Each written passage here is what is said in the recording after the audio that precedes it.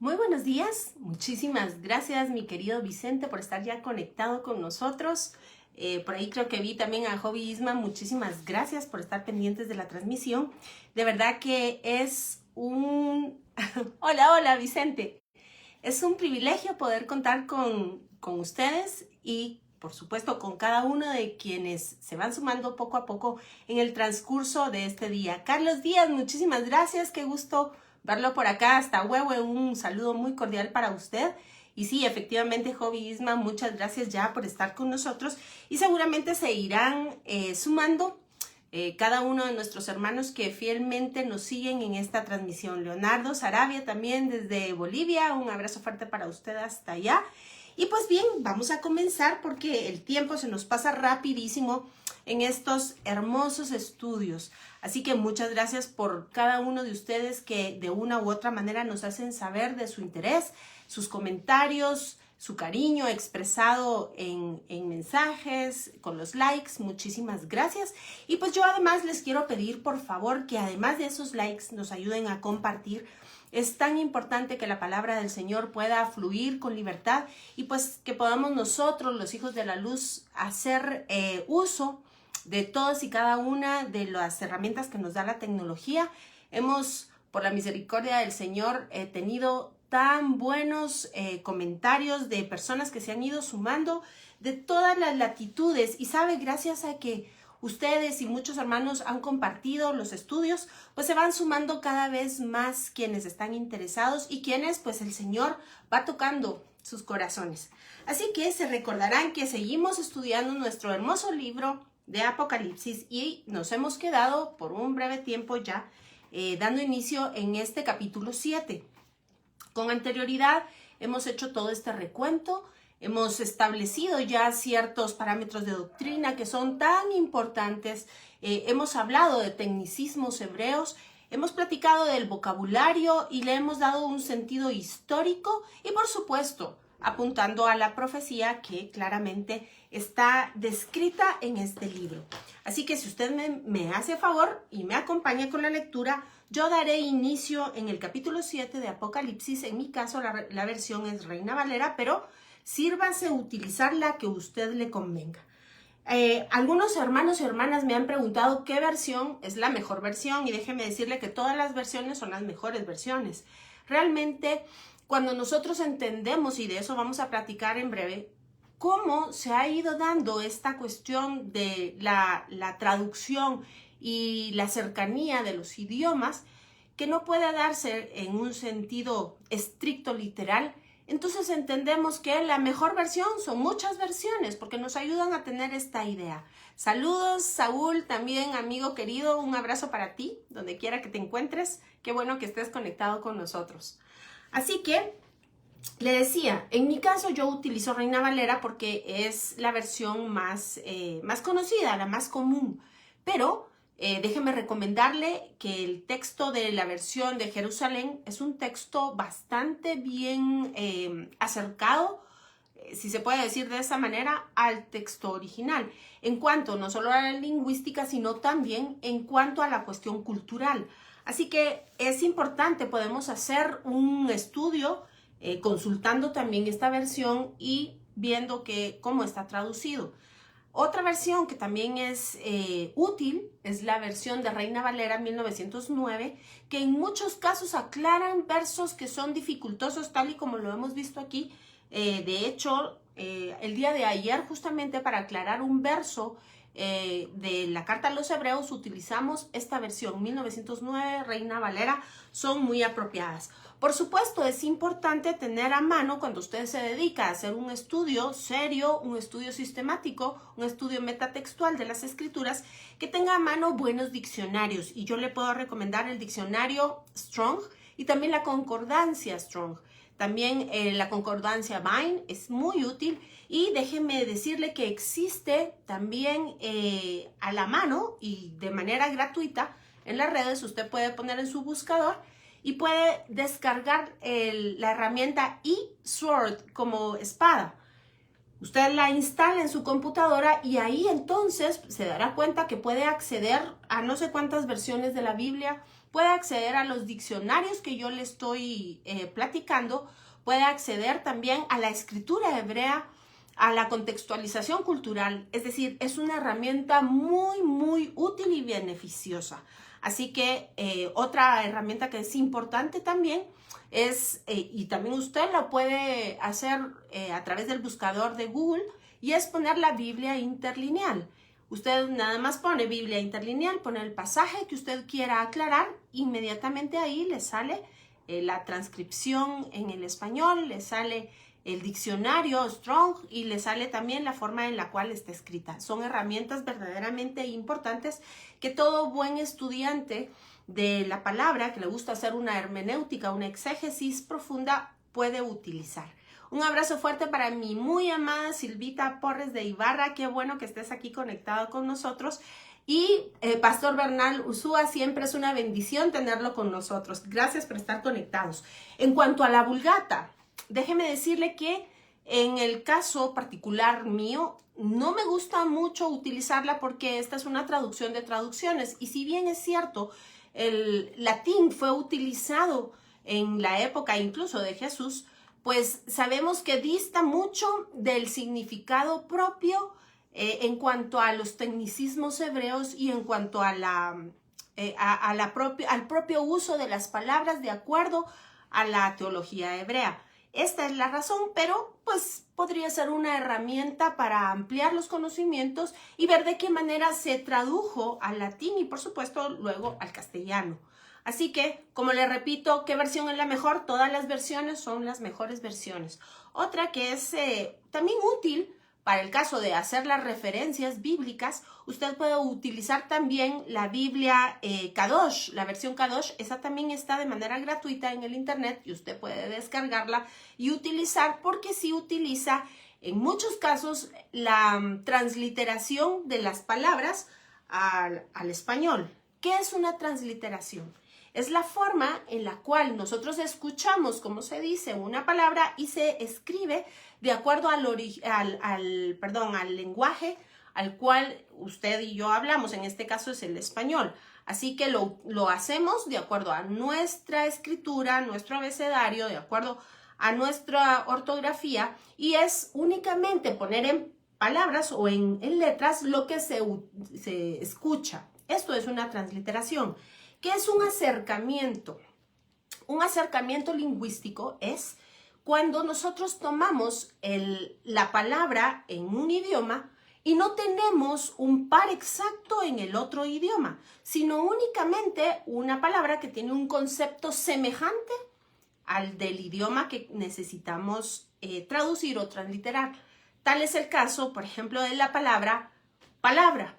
En el hebreo nosotros sabemos que hay el uso de la palabra como davar, que es la que se utiliza, por ejemplo, en Deuteronomio, pero también hay otra de acuerdo al tecnicismo teológico, y esta se refiere a lo que Juan describe en el capítulo 1 del Evangelio. Está hablando de la palabra creativa, y esta pues se utiliza en arameo, pero por una incorporación se utiliza también en el hebreo.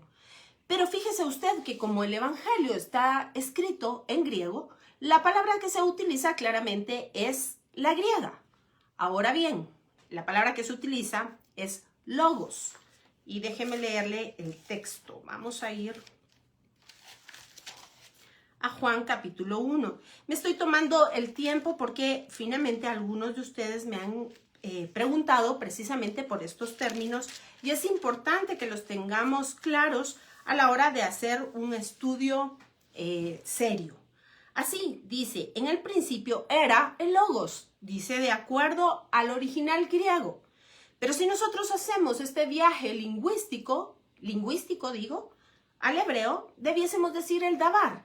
Pero si además le sumamos el viaje teológico, entonces debiésemos decir la memra. Así, cuando lo trasladamos al español, utilizamos la palabra palabra. Pero vea usted que se queda verdaderamente corta porque no tiene la trayectoria de todo este viaje que acabamos de hacer, que comprende el viaje lingüístico, filológico, cultural y por supuesto teológico. Así que si no he sido clara o tiene alguna otra duda, por favor no dude en escribir, que será un gusto poder ampliar estos temas. Y vamos a entonces aprovechar justamente el texto de Apocalipsis hablando precisamente de la letra Tav, y vamos a hacer también todo este estudio histórico acerca del alfabeto, la fonética y cómo ha ido variando filológicamente, por supuesto, el texto bíblico. Así que para no entretenernos más, véngase por favor conmigo, capítulo 7, libro de Apocalipsis, verso 1. Y dice así: Después de esto vi 4 ángeles en pie sobre los 4 ángulos de la tierra, que detenían los 4 vientos de la tierra, para que no soplase viento alguno sobre la tierra, ni sobre el mar, ni sobre ningún árbol. Vi también a otro ángel que subía de donde sale el sol, y tenía el sello del Dios vivo. Y clamó a gran voz a los 4 ángeles a quienes se les había dado el poder de hacer daño a la tierra y el mar, diciendo: no hagas daño a la tierra, ni al mar, ni a los árboles, hasta que hayamos sellado en sus frentes a los siervos de nuestro Dios. Y oí el número de los sellados, 144,000 sellados de todas las tribus de los hijos de Israel. De la tribu de Judá, 12,000 sellados. De la tribu de Rubén, 12,000 sellados. De la tribu de Gad, 12,000 sellados. De la tribu de Aser, 12,000 sellados. De la tribu de Neftalí, 12,000 sellados. De la tribu de Manasés, 12,000 sellados. De la tribu de Simeón, 12,000 sellados. De la tribu de Leví, 12,000 sellados. De la tribu de Isaacar, 12,000 sellados. Y de la tribu de Zabulón, 12,000 sellados. De la tribu de José, 12,000 sellados. Y de la tribu de Benjamín, 12,000 sellados. Muy bien, porque está la descripción de cuántos habían sellados y vemos que hay una enumeración de los hijos de Jacob. La semana pasada estuvimos hablando acerca de la diferenciación entre los hijos y las tribus. Y hoy pues vamos todavía a tocar este tema porque es importante que lo entendamos en todo su contexto general para lo que sigue. Déjeme recordarle además que la semana pasada establecimos un drash, y esto es tomar un texto, o más bien tomar 2 textos que están separados en 2 lugares diferentes, alejados, y tomarlos para entretejerlos y establecer una misma tesis, para dar un criterio acerca, ya sea de una explicación para un pasaje o el alumbramiento para algún pasaje pues difícil de interpretar. Los textos que utilizamos basados en Apocalipsis, o para darle una correcta interpretación al texto de Apocalipsis, fue Zacarías 6. Y para eso yo lo voy a invitar para que vayamos nuevamente a dar un vistazo por allá. Necesitamos el texto de Zacarías 6, y usted ahora irá entendiendo por qué nos tomamos el tiempo de estudiar la historia. Recordará usted que unos capítulos atrás estuvimos estudiando fuertemente los imperios que estuvieron gobernando a Israel. Así pues, entonces vemos acá que el capítulo 6 de Zacarías, de acuerdo a la versión Reina Valera, dice que habla acerca de los 4 carros. Y me voy a permitir leérselo para ponernos en contexto. Y dice: de nuevo alcé mis ojos y miré, y he aquí 4 carros que salían de entre los montes. Y aquellos montes eran de bronce. En el primer carro habían caballos alazanes, en el segundo carro caballos negros, en el tercer carro caballos blancos, y en el cuarto carro caballos overos racios rodados. Respondí entonces y dije al ángel que hablaba conmigo: Señor mío, ¿qué es esto? Y el ángel me respondió y me dijo: estos son los 4 vientos. ¿Ve usted? Exactamente lo mismo que dice Apocalipsis, los 4 ruaj. Y cuando nosotros le damos precisamente este sentido teológico que habla en el arameo de la explicación del ruaj, y entendemos que no es simplemente los vientos, sino además poderes o fuerzas. Esto es importante de entender. ¿Recuerda usted? En Apocalipsis, estos 4 ruaj o vientos tenían la potestad o el poder de destruir la tierra, los mares. ¿Recuerda usted? Los árboles. Y el ángel le dijo: detente. Así que podemos entender que estamos hablando exactamente de lo mismo. Continuamos con nuestra lectura. Y respondí entonces y dije al ángel que hablaba conmigo: Señor mío, ¿qué es esto? Y el ángel me respondió y me dijo: estos son los 4 ruaj de los cielos que salen después de presentarse delante del Señor de toda la tierra. El carro con los caballos negros, y luego habla de quién es que hace, y luego el 7 habla de los alazanes, y así sucesivamente hasta terminar en el verso 8. Entendemos, y lo hicimos en su momento, haciendo una exégesis y un recuento histórico, y esto es lo que se llama un estudio metatextual del texto, es decir, contemplamos y tenemos en cuenta la filología, es decir, la forma en la cual evolucionó la lengua. Tenemos la lingüística, tenemos los conceptos teológicos y todos los tecnicismos que esto representa. Además, tenemos en cuenta la historia y en algunos casos nos es posible irnos incluso hasta la arqueología. Y esto nos da entonces un concepto general para cifrar ahí nuestra interpretación. Es así como entonces acá podemos entender que estos se refieren a esos 4 imperios que ya habíamos platicado, que estuvieron, como le decía hace un momento, con dominio sobre Israel. Ahora bien, vamos a ir todavía un paso más allá y vamos a hacer este drash del cual yo le he estado platicando, y entonces nos vamos a ir, si usted me acompaña por favor, al texto de Ezequiel, capítulo 9. Y por supuesto, la semana pasada ya habíamos hablado acerca de esto. Hágame el favor y sígame entonces con la lectura. Y dice: visión de la muerte de los culpables. Y entonces pongámonos en el contexto. Verso 1, capítulo 9 de Ezequiel. Clamó en mis oídos con gran voz diciendo: los verdugos de la ciudad han llegado y cada uno trae en su mano su instrumento para destruir. Y he aquí que 6 varones venían del camino de la puerta de arriba, que mira hacia el norte, y cada uno traía en su mano su instrumento para destruir.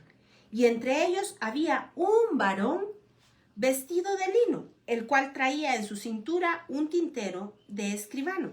Y entrados y se pararon junto al altar de bronce. Y la gloria del Dios de Israel se elevó de encima del querubín sobre el cual había estado al umbral de la casa, y llamó Jehová al varón vestido de lino que tenía en su cintura el tintero de escribano. Y le dijo Jehová: pasa por en medio de la ciudad, por en medio de Jerusalén, y ponles una señal en la frente a los hombres que gimen y que claman a causa de las abominaciones que se hacen en medio de ella. Y a los otros dijo, oyéndolo yo: pasad por la ciudad en pos de él y matad. No perdone vuestro ojo ni tened misericordia. Y luego explica a quienes tiene que matar. Es importante, yo no voy a hacer ya nuevamente la lectura, pero usted puede seguir comparando los textos y se dará cuenta que aquí en el verso 3 dice que la presencia, la gloria del Dios de Israel se elevó de entre los querubines y salió y se fue de la ciudad. Es exactamente lo mismo que nos explica precisamente el texto de Zacarías. Un abrazo, mi querida pastora Ovalle. Gracias, Claudita, por estar con nosotros. Igual a Candelaria Boto le damos la más cordial bienvenida. Y pues bien, le decía yo que usted puede seguir haciendo este estudio de hermenéutica, es decir, cruce de textos, y se dará cuenta que la descripción es la misma. Ahora bien, podemos regresar entonces a Apocalipsis y nos damos cuenta, bueno, perdone que se me pasaba hacerle una aclaración importante de este texto y vamos a estudiar tal. En el verso 4 es importante volver a señalar este verso y de aquí vamos a hablar y nos va a dar para mucho.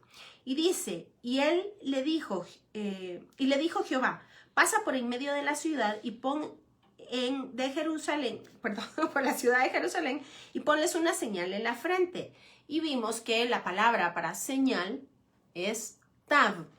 Hablamos la semana pasada precisamente que esta es una letra del alefato hebreo.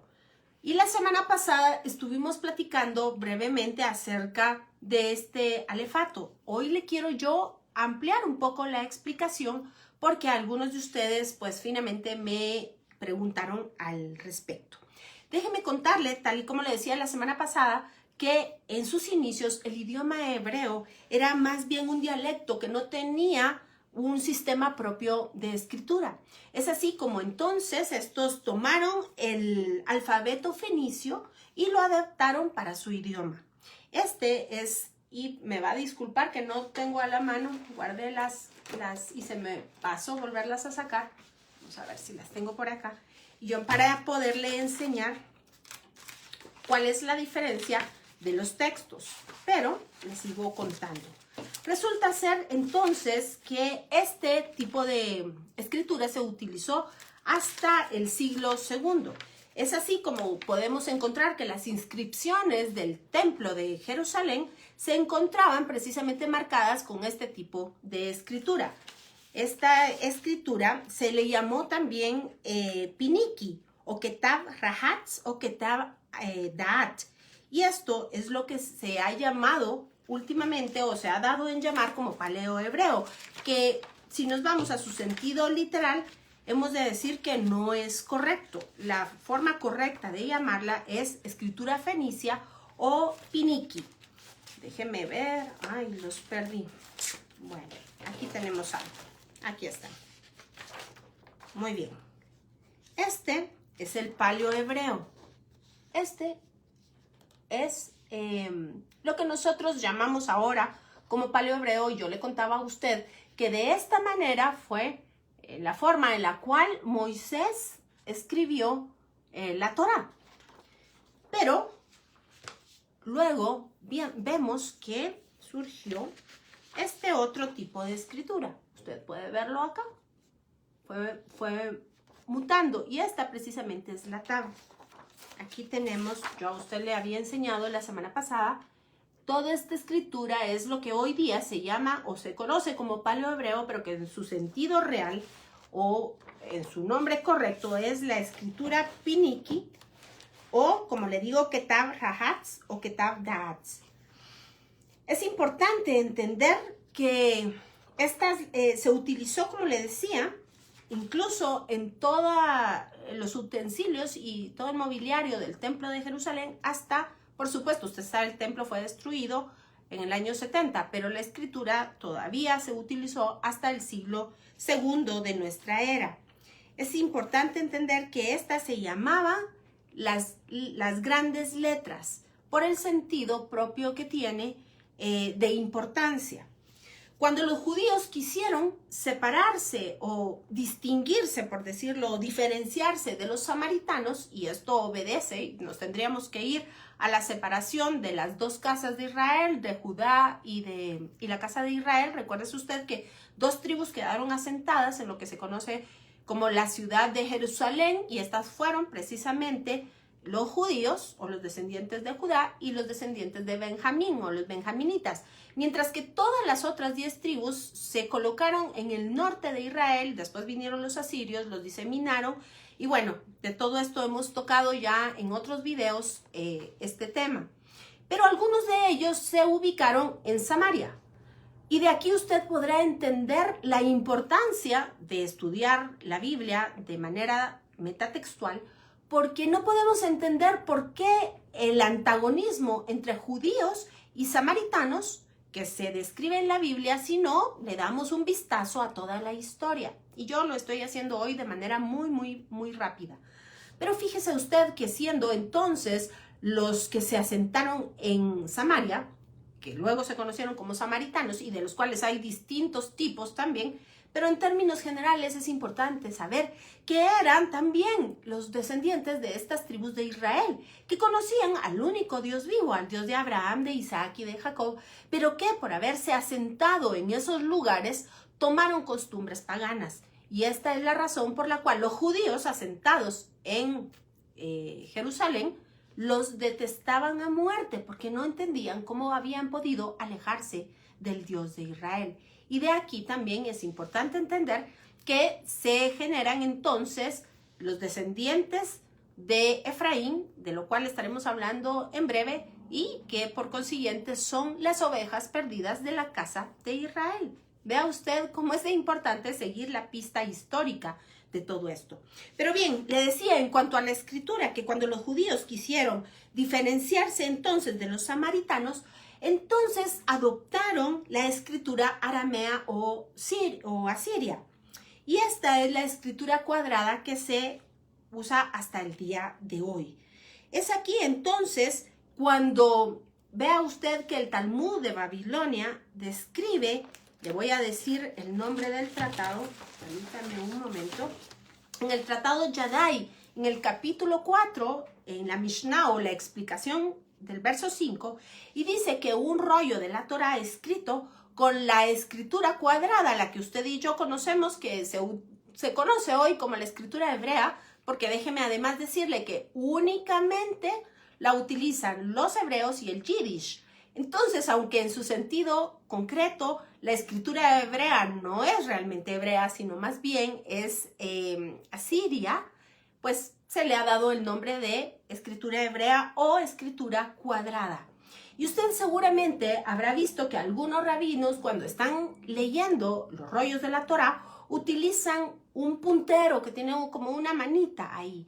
Y es que precisamente en esta explicación mishnáica del Talmud explica que por ser esta una escritura extranjera, es una escritura impura y no se debe de tocar. Así que esa es la razón por la cual hasta el día de hoy algunos,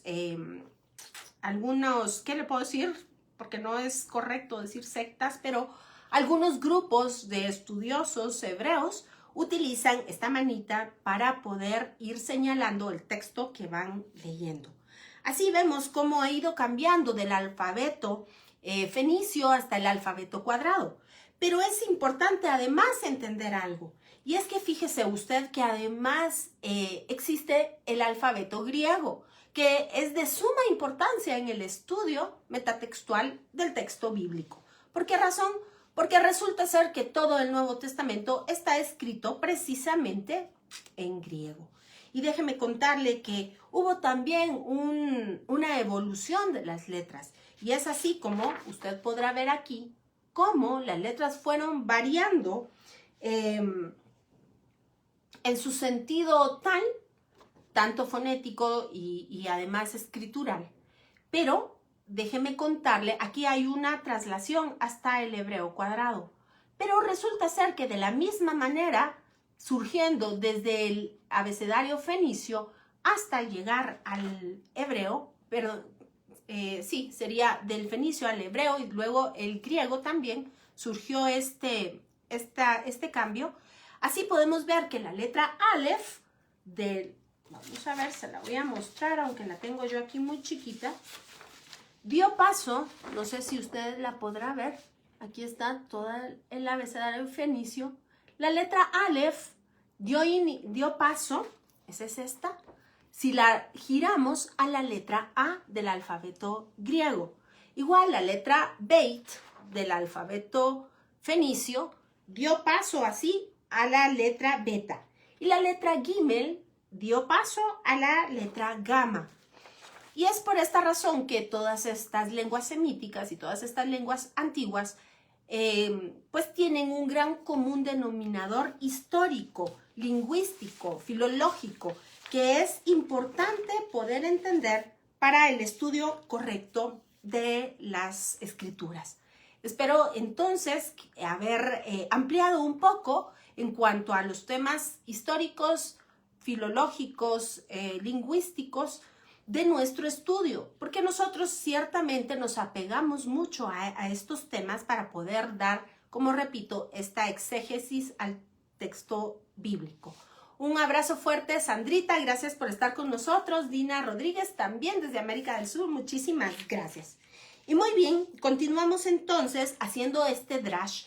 Y déjeme entonces decirle que en el texto, nuevamente regresando de Ezequiel capítulo 9, verso 4, vemos que hay una señal que se coloca en la frente de todo aquel justo de Israel, de Jerusalén, de la casa del Señor. Y es importante entender que el Señor ha guardado a su remanente.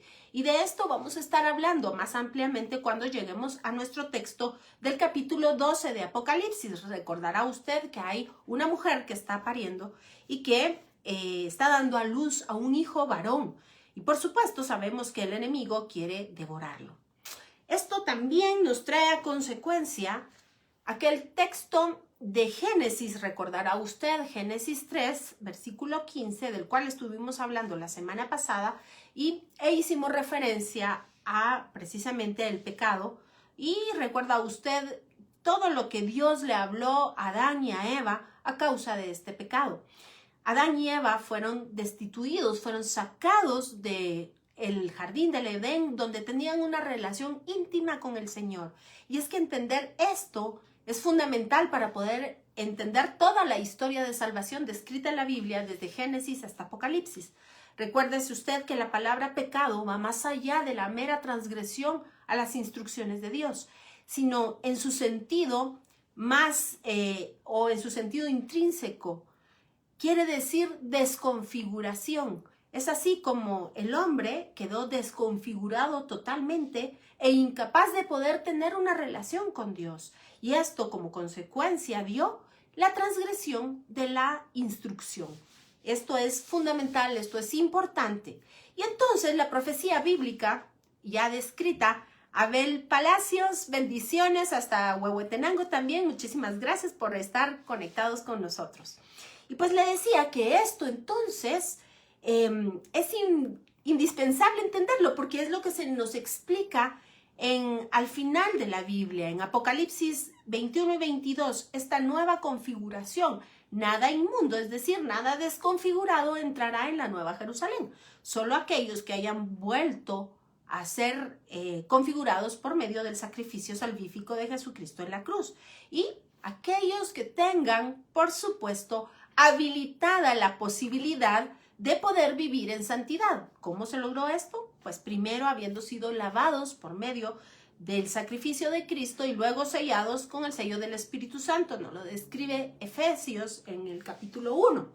Y luego también podemos hacer una referencia a Jeremías 31 al 33, que también está descrito en la carta a los Hebreos, capítulo 10, y dice que después de haber sido sellados con el sello del Espíritu Santo, se pusieron ahí, se escribieron ahí mismo todas las leyes o la ley o toda la instrucción de Dios para que vivamos en santidad. Esto también está descrito en Efesios capítulo 1 y no me voy para allá porque ya usted y yo hemos visto esos pasajes muchas veces y hemos hablado acerca de esta nueva naturaleza que nos fue dada para poder entrar a la Nueva Jerusalén, de la cual describe Apocalipsis capítulo 21.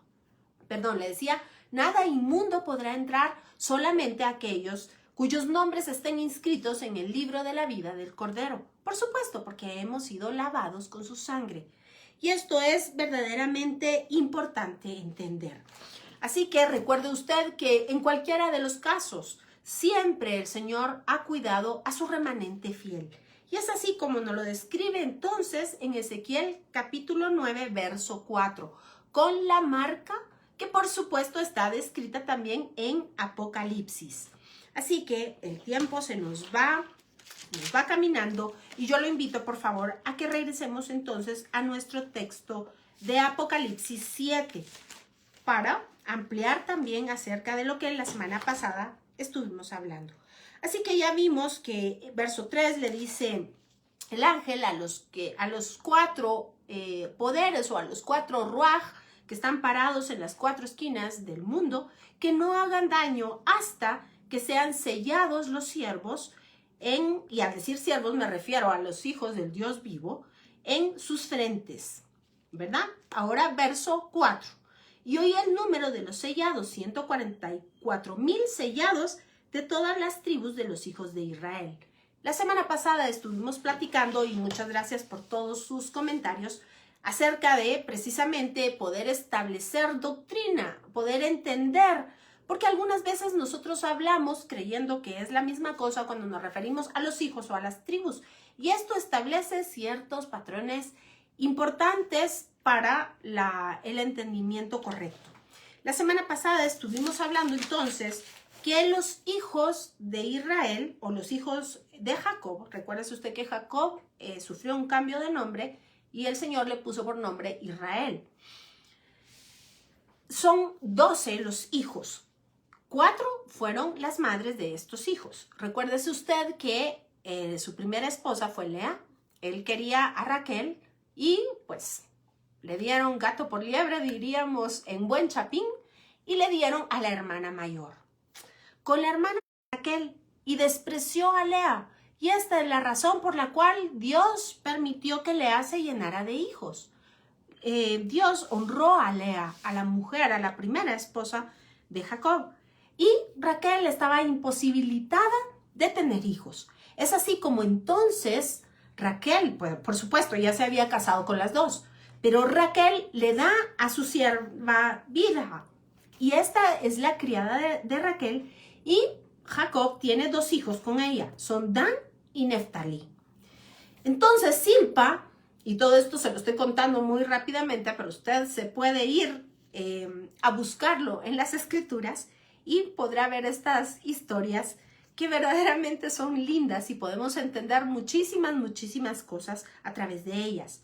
Así Zilpa, que es entonces la criada de Lea, le da otros 2 hijos, Gad y Aser. Esto gracias a los celos de su ama. Pero dice la escritura que nuevamente Lea vuelve a ser fértil. Y entonces después nacen Isaacar, Zabulón y Dina.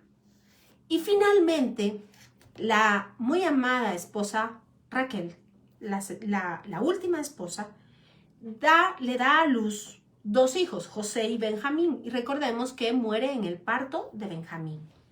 Además, platicamos de la primogenitura, y nosotros en nuestra conceptualización occidental entendemos que primogénito es el primer hijo, pero si usted revisa a lo largo de las escrituras, la Biblia no lo registra de esta manera.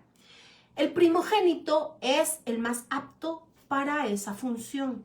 Recuérdese usted que sobre el primogénito caían muchas bendiciones, también muchas exigencias. Pero es importante señalar que en este caso era doble la bendición que caía sobre el hijo primogénito. Y de sobre todos estos, aunque si bien el primero de los hijos legítimo, digamos, de Jacob era Rubén, recordará usted la semana pasada también estuvimos platicando acerca del pecado de Rubén y luego Simeón también quedó excluido. Platicamos acerca de la historia de Dina. Si usted no tuvo la posibilidad de verlo, puede retroceder en los videos y poderlo buscar. Y ahí estuvimos platicando. Estas fueron las razones por las cuales ellos 2 quedaron fuera de la primogenitura. Pero usted y yo sabemos que Jacob amaba profundamente a Raquel. Y cuando le nació José, describe las escrituras, y además hay una explicación talmúdica para todo esto, cómo Jacob se desvivía por su hijo, por José. Y es así como sale de ahí la historia del Kitenet Pasim, o la túnica de colores, que se traduce de colores, pero que a ciencia cierta no se sabe si era verdaderamente de colores. Lo que sí se sabe, porque está descrito en estas historias mishnaicas, o sea, de la explicación de la Torá, es que era de una tela finísima. Y se hicieron esta túnica de más de 2 yardas de una tela verdaderamente fina y hermosa, que no se le daba a cualquiera. El Kitenet Pasim era una túnica que se le daba precisamente a los hijos de los reyes únicamente. Así que podemos entender que cuando Jacob le dio el Kitenet Pasim a José, siendo el penúltimo hijo, pues seguramente los demás pues estaban un poco celosos. Y déjeme contarle que en el español se pierde tanto estas historias, estas costumbres, que claramente el Talmud nos las explica y las amplía.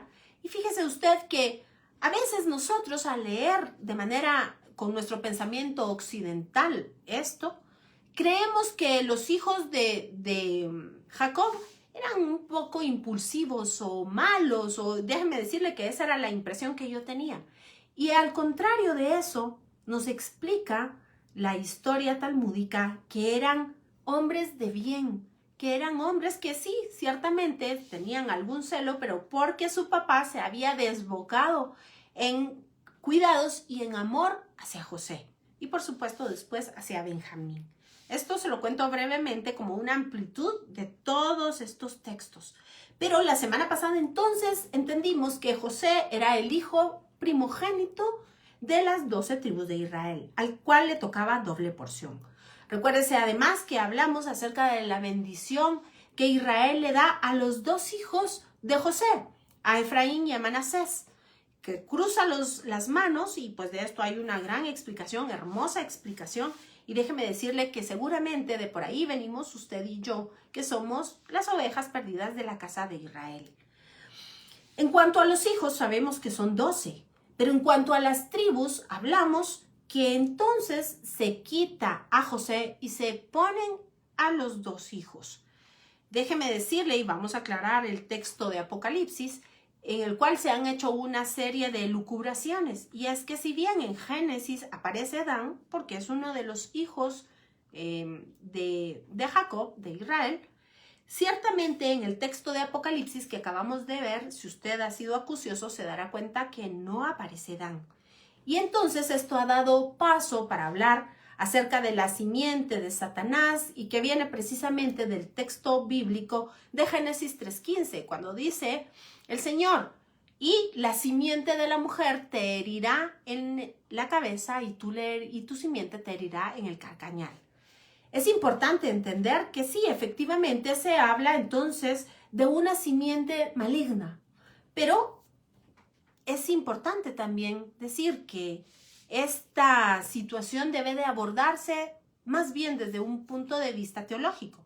No es que sea efectivamente una persona o probablemente puede darse y llegar a emerger una persona como tal, pero es más correcto entender que se habla de todo aquel poder, de toda aquella simiente que niega que Jesús es Dios y que Jesús ha tomado forma de hombre y que Jesús murió en una cruz dando su vida por ella. Y además es importante que el evangelio sea completo y decir que pasó 3 días sepultado y al tercer día resucitó. Y déjeme decirle, al tercer día, puntualmente al tercer día, porque la Escritura dice que todo estaba descrito para que se cumpliese y entonces entendiéramos que Jesús es Dios, que Jesús es el Mesías, que Jesús es el Salvador. Así que cuando le digan a usted que la Biblia no se acomoda y que no es literal y que no es tal cosa, que no son 3 días, que se le enciendan los foquitos. Además, resucitó al tercer día tal y como estaba descrito. Y sabe, subió al cielo y vendrá con gloria. Ese es el evangelio real.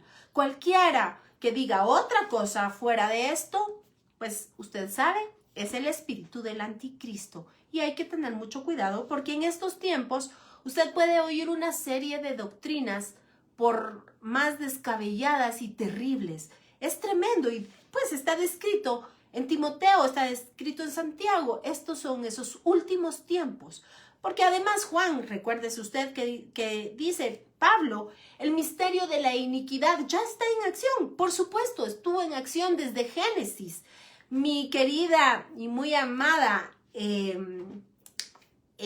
Annie, un abrazo para ti, perdón que se me lengua la traba, quise hablar tan rápido. Liliana Collantes, también bienvenida, muchas gracias por estar con nosotros. Y pues bien, le decía entonces que sí, claro, podemos seguir una estructura, una línea de maldad y que llegará hasta los últimos tiempos con todo lo que nosotros estamos escribiendo de Apocalipsis y describiendo. Pero es importante entender que este es un espíritu que se ha movido en contra de la palabra, tal y como usted y yo lo estudiamos también con el texto de Esther, si se recuerda, cuando hablamos también del texto de Daniel, hemos visto cómo el ataque ha sido precisamente contra la Biblia, contra la formación que Dios nos da a través de ello. Y cuando digo Biblia es desde Génesis hasta Apocalipsis. Cuando a usted le digan que el Nuevo Testamento es lo único que está vigente, que el Antiguo Testamento pasó de moda, que ya no tenemos nada que hacer allá, que, bueno, qué sé yo, qué serie de cosas más. También que se le encienda el foquito de alarma, porque Dios es el mismo y su palabra no cambia. Y claramente Jesús dijo que todo pasará, menos su palabra. Pero regresando, porque no lo quiero volver a dejar en el mismo lugar, entonces le voy a volver a leer los 12 nombres de los hijos de Israel. Estos son hijos de descendencia. Así, con Lea tuvo a Rubén, a Simeón, a Leví, Judá, Isaacar, Zabulón y Dina. Después, con la sierva con la criada de Raquel tuvo a Dan y a Neftalí. Con la criada de Lea tuvo a Gad y a Aser. Y finalmente con Raquel tuvo a José y a Benjamín. Pero ahora le voy a leer a usted el nombre de las 12 tribus de Israel. Y son Rubén, Simeón, Leví, Judá, Dan, Neftalí, Gad, Aser, Isaacar, Zabulón, Manasés, Efraín y Benjamín. Y usted me dirá, sobra uno, si usted los contó. Y es que efectivamente, esto es importante entender. 12 son los hijos, 12. Pero como se integraron los nietos, es decir, Manasés y Efraín, entonces es importante ver que la Biblia excluye a José. Y esto es en cuanto a las tribus, el tema de las tribus es para el repartimiento de la tierra prometida. Entonces, cuando usted vea en el listado que no aparece José, sino que aparece Manasés y aparece Efraín, usted se da cuenta que es entonces una referencia a las tribus. Pero es importante hacer otra salvedad. Y es que recuérdese usted que cuando fue el pecado del becerro de oro, recuérdense que Moisés descendió del monte que estaba en compañía de Dios. Y cuando llega, vea usted, porque creo que ya no terminamos esa explicación hace un par de semanas. Cuando llega al pueblo, se da cuenta que estos han fundido oro y joyas para hacerse un becerro, para hacer fiesta a Dios. Vea usted qué cosa tan seria. ¿De dónde cree usted que salió tanto oro? Imagínese fundir un becerro.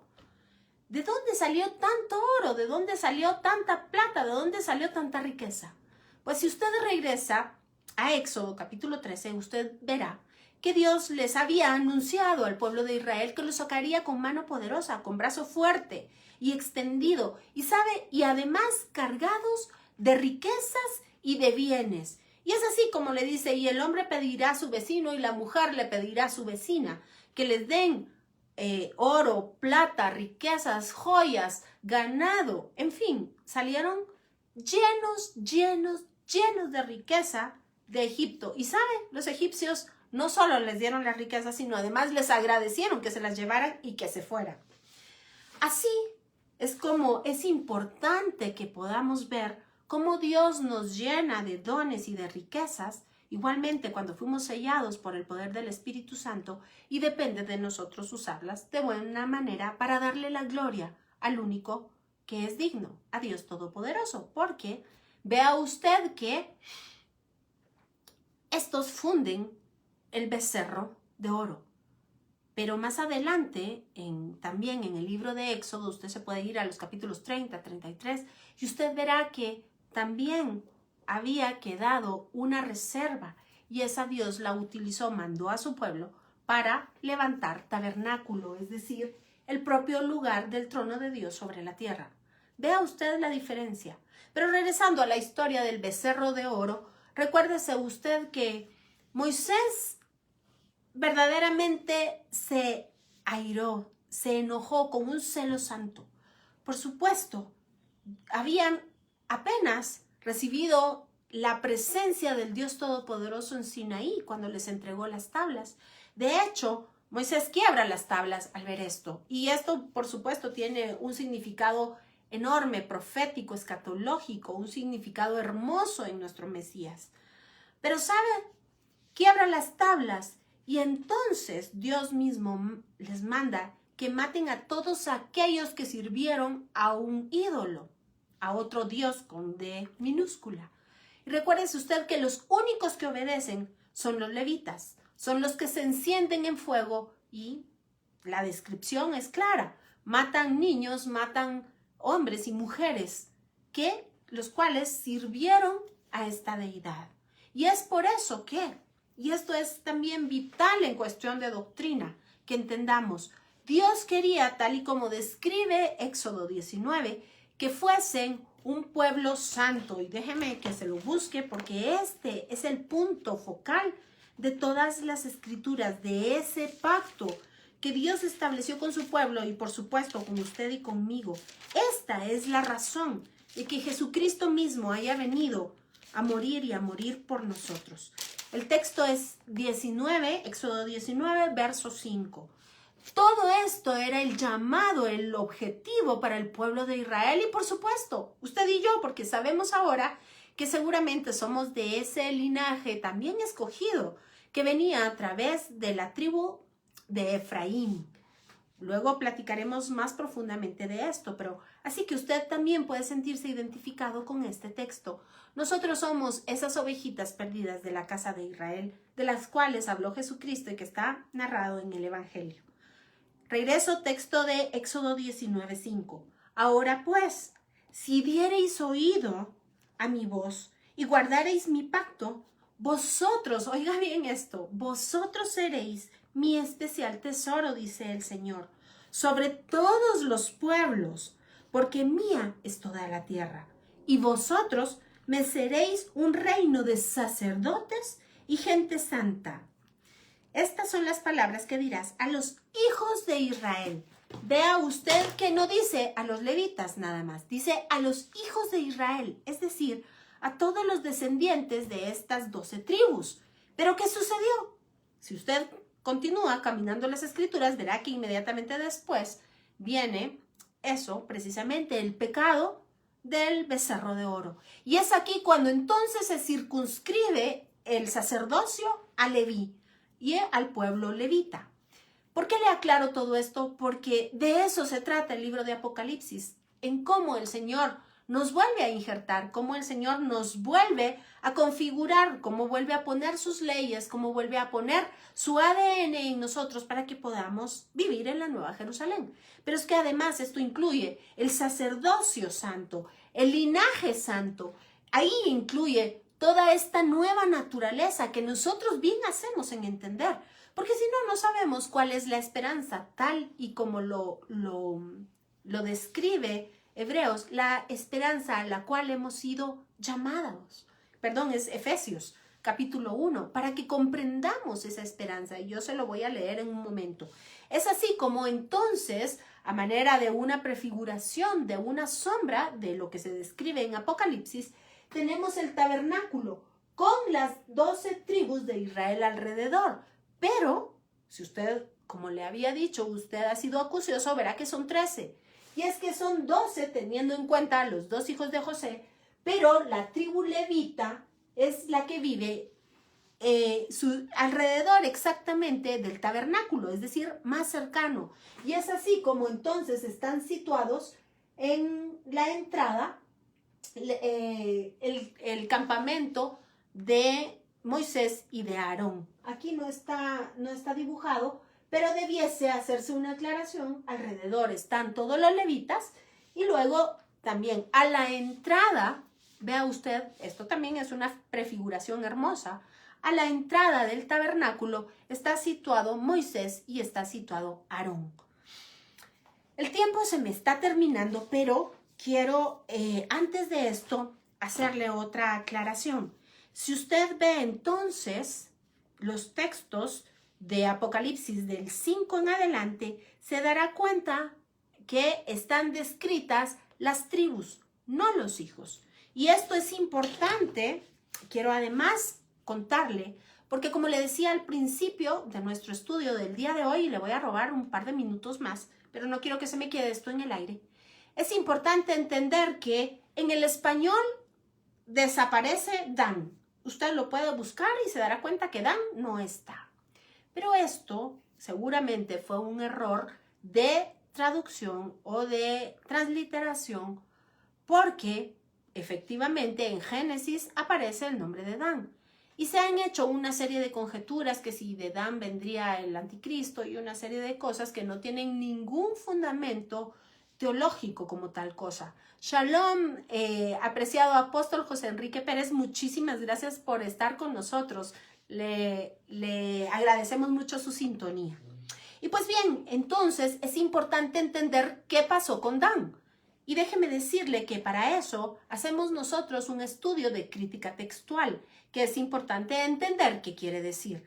Y es importante hacerla para no caer en esos errores de una interpretación inadecuada, estableciendo doctrinas muchas veces hasta satánicas. El estudio, como yo le decía, es consultar precisamente textos antiguos que nos puedan dar a luz o sacar a luz qué sucedió en las descripciones o en las transcripciones o en las transliteraciones. Déjeme decirle que así como platicamos acerca de la variación de las letras y cómo de estas pasaron a estas en la escritura de la Torá y la escritura de la Biblia, es importante entender que el alfabeto fenicio se escribía todo de corrido. Así que era ya un trabajo de exégesis el poder cambiar de aquí para acá, porque había que saber en dónde terminaban las palabras. Y recuérdese usted que el idioma hebreo es un idioma impresionante, es el idioma de Dios, y existe algo que se llama keri. El keri es precisamente esta capacidad que tiene el hebreo de, siendo un idioma consonántico, poderle agregar las vocales, vea usted, y entonces poder hacer distintas palabras con las mismas consonantes, perdón. Es así como los masoretas agregaron la vocalización y la puntuación. Y es por esto que en algunos casos hay algunas diferencias de traducción, porque el masoreta estaba haciendo este estudio exegético y pues claramente estaba transcribiendo o traduciendo los textos bíblicos. Esto es muy, muy importante. Así que el estudio de la crítica textual lo que hace es tomar los textos más antiguos y hacer una comparación entre ellos para ver qué pasó con tal o cual texto. Así nosotros podemos ver que algunos textos han sido añadidos, otros quitados, de la versión que nos ha llegado hasta el día de hoy de la Biblia. Mariflor, muy bienvenida. Muchas gracias por conectarse con nosotros. Esperamos seguirla viendo en estos estudios bíblicos. Y bien, pues le decía que la versión bojaica, permítame, la versión bojaira de la Biblia, que es una de las más antiguas que existen, esto se deriva del copto, que es un idioma egipcio, y el bojárico es un dialecto de este, y así está escrita la Biblia. Esta es una de las versiones de la Biblia más antiguas que existen. Registran, fíjese en lo siguiente, cuando se habla acerca de las tribus de Israel, inmediatamente se quita Manasés y se corrige de tal manera que se agrega Adán. No Adán, sino Adán, ¿verdad? Y esto nos señala que es un error poner en el mismo texto precisamente a Manasés y a José. Así, entonces cuadra perfectamente y nos indicaría que el texto de Apocalipsis se está refiriendo más bien a las tribus que a los hijos más bien que a las tribus. Y es que esto es importante porque recuérdese usted que más adelante encontraremos las 12 puertas de precisamente la ciudad santa y habla justamente de los hijos de Israel. Así que es importante tener todos estos tecnicismos que son tan puntuales y tan importantes para poder entender los textos. Así que, Fernando, un abrazo fuerte para ti también hasta América del Sur. Ya nos estamos despidiendo, así que te esperamos en la próxima transmisión.